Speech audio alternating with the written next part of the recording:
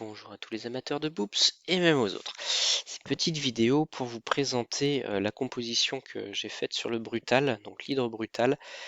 57 millions à la clé.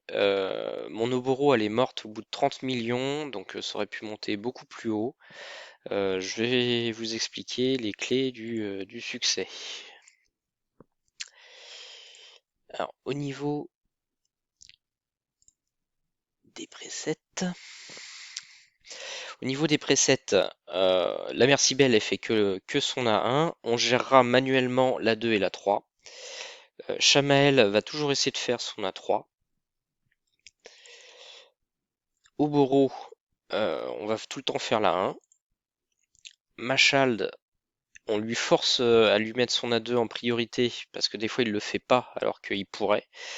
Et on pourra aussi manuel l'A1 pour qu'il tape tout le temps le maximum d'hydre possible, parce que des fois, avec les têtes qui meurent ou les résistes, le leech n'est pas sur toutes les têtes. Donc il convient, s'il y a 3 têtes qu'on le leech, ben, on va taper la 4e tête, et du coup, avec le pass, enfin l'A1, il va taper les 3 autres. Donc ça fait bien les 4 têtes qui sont touchées. Donc ça permet d'optimiser le run. On garde la 3 à disposition pour quand on voudra voler des buffs. Suzerain Katoon, je me suis servi qu'une seule fois de ça. À un moment donné, il m'avait volé les buffs de Machald. Et là, il y a une réduction des soins que j'ai posé sur tout le monde.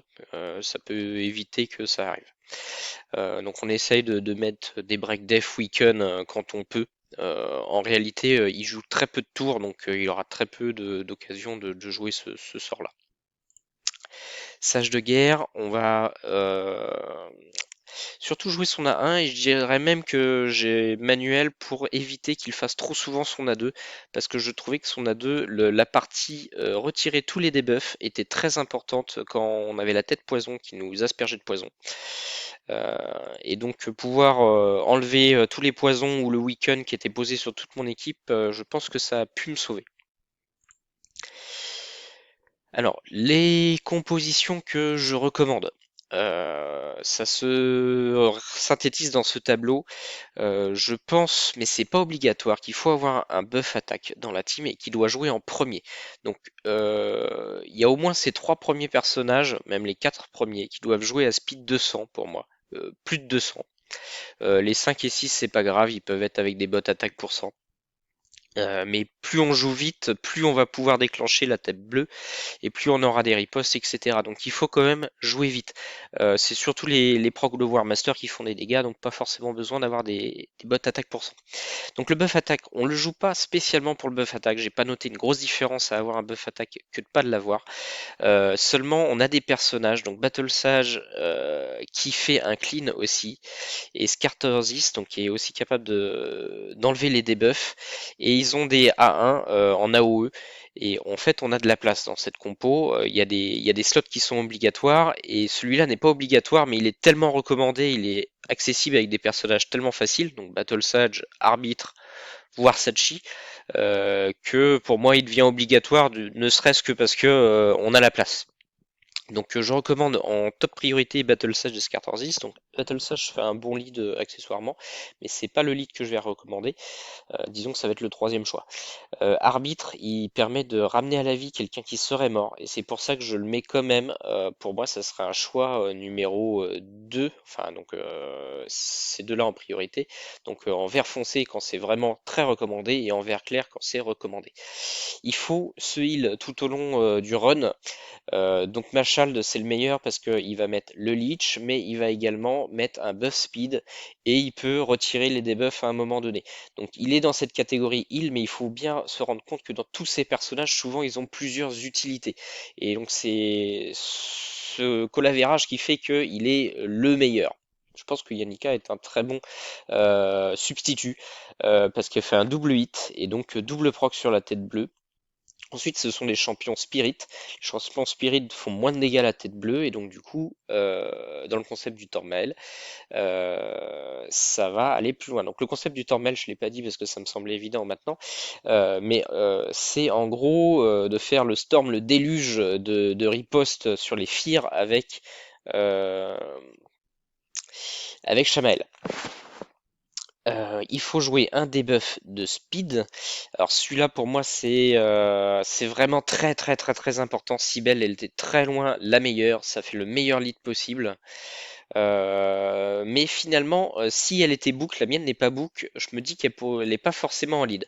Le lead dans la Tormael va jouer beaucoup plus que les autres, de l'ordre de 6 fois plus que les autres parce que le Inquisiteur Chamel va booster son compteur de tour à chaque fear, donc c'est-à-dire sans arrêt. Donc ce champion est très important, il va taper tout le temps.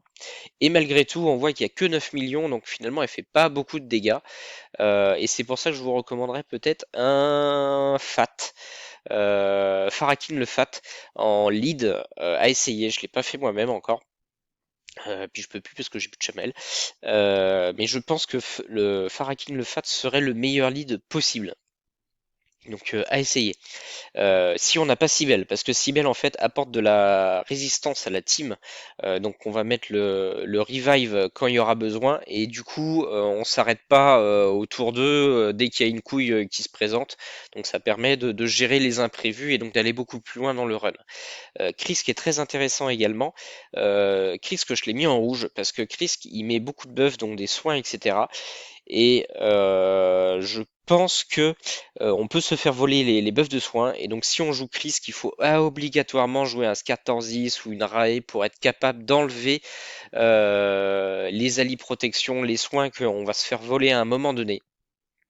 Et dans ce contexte-là, Krisk peut être très intéressant.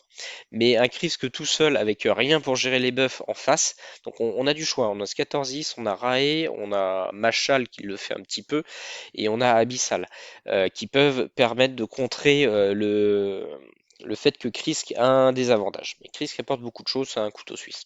Bon, Suzerain il fait un petit peu de tout. Donc il est aussi intéressant. Pour moi, il faut avoir un debuff speed dans la team. C'est très important. Ce slot est vraiment très important, comme le heal. Et on voit que ça se limite. Ça se limite grandement en termes de choix possibles. Alors après, on peut toujours mettre des champions qui ne font pas des AOE, mais on va drastiquement diminuer les dégâts, hein, parce qu'on on voit qu'on tape dans les 10 millions dès qu'on fait des AOE. Inquisiteur Chamel, le mien, il était pas exactement stuff comme je vais vous le recommander, mais alors qu'il riposte énormément avec des Jeunes Slayer, etc., il a fait que 5 millions, donc il faut imaginer qu'un champion qui fait pas tout ça, il va faire que 1 million, donc vous allez perdre 10 millions sur votre run, quoi. C'est pour ça qu'il faut absolument avoir des AOE le plus possible dans l'équipe. Chamel est obligatoire, donc il faut les jouer dans cet ordre-là. Le buff attaque doit jouer en premier, ensuite on joue le heal et Machald, parce que Machald ou Yannicka, en fait, ils tapent. Là, on tape pas quand on pose le buff. Quand là, on tape, en fait, on déclenche la Tormael, et donc Chamel, qui va être en 7 poisons, va mettre 10 poisons sur la tête bleue, et ça va éviter qu'on va mettre des break def. Donc on va espérer et on va relancer le jeu jusqu'à ce qu'on mette pas de break def sur la première tête bleue au tout début. Et on va essayer de mettre un break speed. Donc on va mettre break speed, le leech et 8 poisons. C'est ça le but du jeu sur le début de la game, pour que la tête bleue ne meure pas trop vite. Donc c'est pour ça qu'il faut les jouer dans ce ordre-là. Parce que si on joue Machal au début, moi il jouait en quatrième ou cinquième, en fait il avait même plus le temps de jouer parce qu'il y avait déjà 8 slots poison et donc du coup je n'avais plus le leech au bon endroit. Bon alors le leech c'est peut-être pas le plus important parce que je peux toujours taper la tête bleue, mais par exemple je pouvais perdre le break speed, etc. Et de toute façon perdre un leech sur l'équipe ça me plaisait pas, donc je voulais 4 leech en place. Parce qu'à un moment donné, il était Temer aussi. Il faut un break def, donc là on a Rae et Oboro, c'est un slot qui est obligatoire également, sinon on fait très peu de dégâts. Et au niveau des dégâts, donc c'est là où on voit qu'on a des slots de libre, on a deux champions de libre grosso modo, ce que j'ai appelé DPS et voire buff attaque, mais donc là je vous recommandais fortement ça. Donc on va avoir Abyssal, je l'ai pas essayé, mais sur le papier il a l'air très très intéressant tellement il fait beaucoup de choses. J'ai pas l'impression que les autres, Skullcrone, Sinesha, etc., ou toutes les AOE finalement font beaucoup plus de dégâts. Sinesha serait sûrement la plus intéressante des AOE brutes de fonderie parce que elle aussi, et c'est elle qui tape le plus fort, parce que souvent les têtes ont moins de 50% de PV, donc Sinesha serait vraiment la plus forte, la plus intéressante dans ce contexte-là. Mais je pense qu'il est plus intéressant d'avoir de la redondance. C'est-à-dire, quitte à. Moi, j'ai mis Sibel et Suzerain c'est-à-dire que si on me bouffait Sibel ou si on me bouffait Suzerain bah, j'avais toujours des break speed. Les break speed, ils tombaient tout de suite. J'attendais pas que le compteur de tour de l'hydre monte à 30%, etc. Donc, de la redondance, c'est plus intéressant. Donc, si on peut, je me contenterai de rester dans le vert. Bah, Dream Team, ça serait ça. Sibel, Krisk, Machald, Scatterzit, Chamel, Rae. Parce que Rae, bon, ok, elle peut avoir des wikits, mais bon, sur la tonne de riposte, elle finit par les placer et elle enlève les debuffs à un moment donné, et puis elle tape plus fort qu'Oboro, et puis il n'y a pas le conditionnel. Enfin, il y a beaucoup de choses qui font que je trouve que Rae serait plus intéressante. La précision, donc là, merci au tableau que j'ai récupéré sur Discord. Moi, j'ai 250 de précision, ce qui me permet de taper confortablement pardon, c'est ici, sur le brutal. Le nightmare, ça va être trop compliqué, mais c'est très dur de faire beaucoup de dégâts et d'avoir de la précision. Donc, si vous pouvez viser les 300 plus, c'est parfait, mais 250, ça permet d'aller jusqu'au brutal de façon très sereine. Le Shamael, le Shamael, il est en 7 poison avec beaucoup de PV. Le mieux, c'est d'avoir des refresh pour taper le plus possible. On évite la branche attaque pour éviter de faire trop de dégâts. Moi, je l'ai joué, ça m'a pas desservi. J'ai trouvé que la tête était assez solide. Pour information, j'ai tapé 3 têtes bleues à la suite, donc il y en a 2 autres qui ont repopé. Ça me semble pas complètement une chance absolue en termes de ce qui est arrivé. Je suis mort parce qu'il n'y a plus de tête bleue qui est popée, puis j'avais fait un score suffisant, donc j'ai arrêté là. Euh, on peut faire du sauvage ou du relentless. J'ai l'impression que relentless va être très intéressant. Ma Cybèle en sauvage qui tape beaucoup plus souvent que mon Machal n'a fait que 9 millions alors que lui il en a fait 13. Donc assez déçu on va dire des 7 sauvages au niveau des résultats de ce que j'ai pu voir. Donc je me dis que le Relentless est très intéressant. J'ai vu que mon Machal y jouait beaucoup. Je me demande si sur ses contre-attaques il n'a pas déclenché des Relentless à un moment donné. En tout cas, ça me semble très intéressant. Donc là, eux, ils avaient beaucoup de speed, enfin non, un peu plus de 200. Mon Oboro, elle a pas de speed. J'ai pas eu l'impression que ce soit très intéressant de sacrifier de la speed pour plus d'attaque, même si normalement on n'est pas censé jouer beaucoup. J'ai quand même l'impression que mes champions qui avaient 200 de speed jouaient beaucoup plus que mes champions qui avaient 130 de speed.